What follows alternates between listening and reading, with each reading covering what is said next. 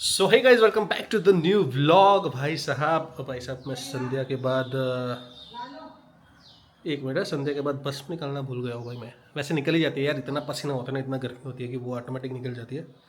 But फिर भी एक प्रोसेस रहता है, वो करना पड़ता है। वो दे।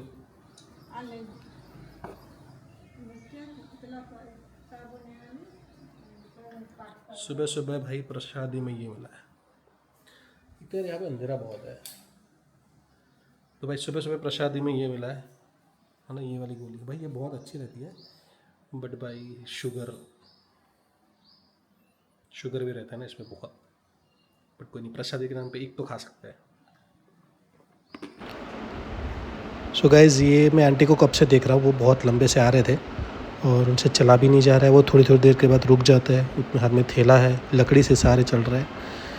तो मतलब हम लोग तो यार मतलब पौने पीयूष है, जय श्री कृष्ण पौने पीयूष।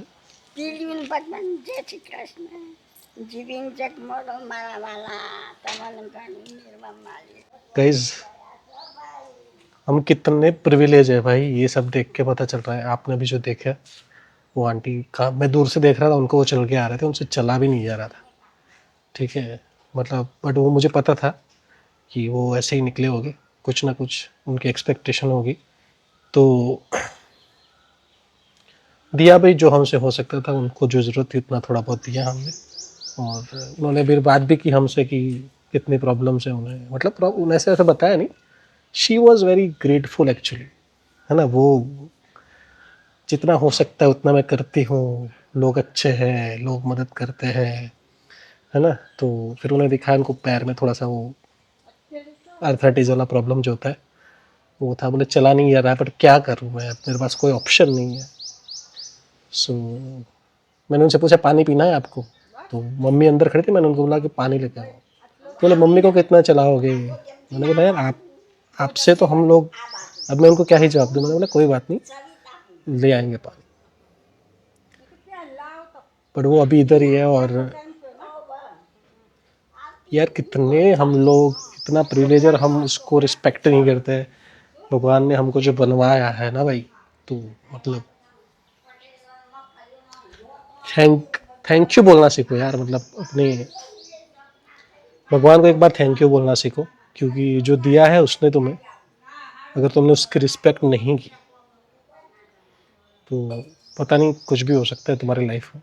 बट ये, इसके बारे में इतना भी बात मैं क्या ही करूँ यार। मतलब जितना हो सकता है उतना तो करो दूसरों के लिए, है ना। खुद के लिए तो करते ही, दूसरों के लिए जितना भी हो सके तुम्हें। ऐसा ज़रूरी नहीं है कि तुम करोड़ों रुपए दान में दे दो या कुछ करो ऐसा ये वो, जितना भी है करो उतना।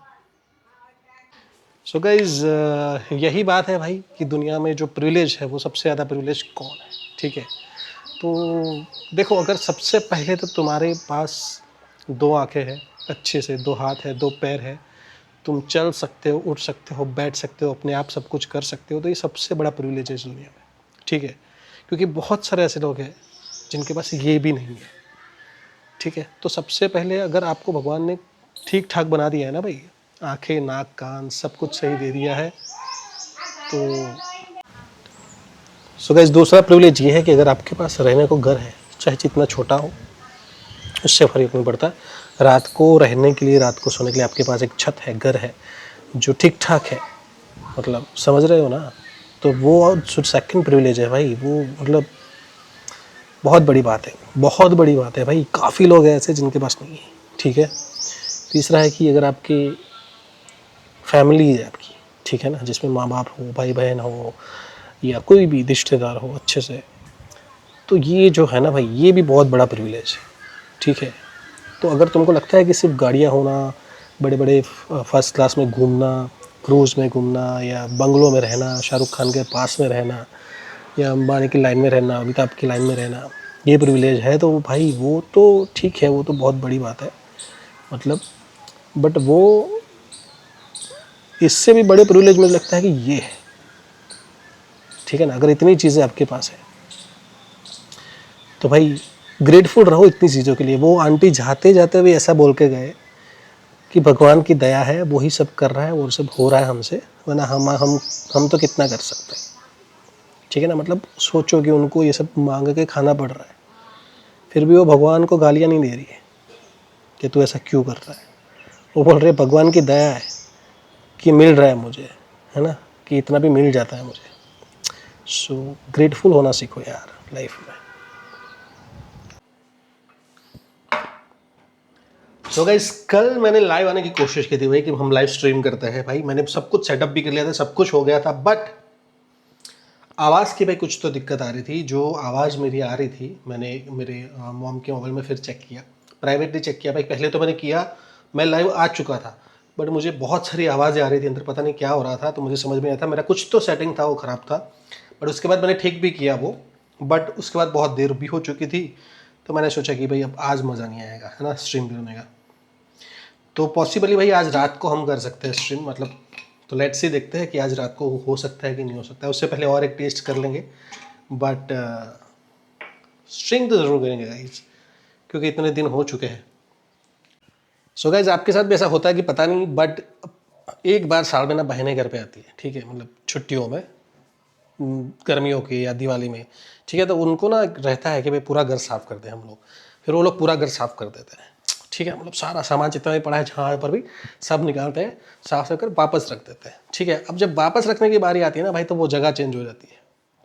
जहाँ तुम्हारा दिमाग, तुम्हारा मसल मेमोरी, तुम्हारा जो भी वो है, वो डेवलप हुआ है इतने टाइम से, इतने महीनों से, कि ये चीज़ चाहिए तो ये उधर ही होगी। आंख बंद करके हाथ डालोगे तो भी मिल जाएगी, ठीक है। बट जब भी बहनें आती है भाई घर पे, साफ़ सफाई होती है, ये होती है, उसके बाद चीज़ें जो बदल जाती है, आपको मिलेगी ही नहीं भाई। और सबसे बड़ी प्रॉब्लम वो भी क्या है पता है, जब एक महीने बाद आपको अगर वो चीज़ की ज़रूरत पड़ी और आप ढूंढोगे उस जगह पे, तो उस जगह पे होगी ही नहीं। और उनको फ़ोन करोगे तो बोलेगी हमको तो पता ही नहीं, ऐसा तो कुछ हाथ में नहीं आया था। ख़त्म। मतलब अब तुम्हारा काम शुरू कि तुम उस चीज़ को ढूंढो, और मिली तो मिली, वरना नहीं मिली।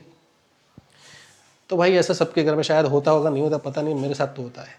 और उससे भी बड़ा होता है मेरी मम्मी।